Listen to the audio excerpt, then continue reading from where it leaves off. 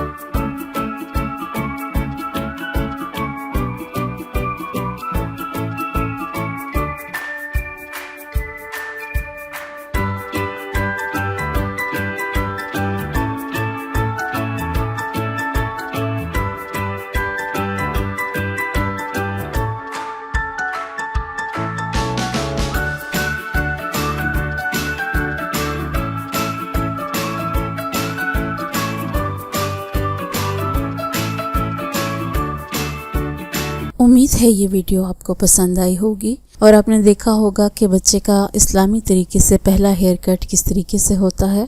और अगर आपने हमारे चैनल को अभी तक सब्सक्राइब नहीं किया तो इसको सब्सक्राइब कीजिए और इसके साथ बने हुए बेल बटन आइकन को भी प्रेस कीजिए ताकि आने वाली वीडियोस से आपको इन्फॉर्मेशन मिलती रहे। और अगर आपको किसी और टॉपिक पे वीडियो देखनी है तो आप हमें कमेंट्स के ज़रिए सजेस्ट कर सकते हैं या हमारे फेसबुक के पेज के इनबॉक्स के ज़रिए भी आप हमें राब्ता कर सकते हैं। शुक्रिया।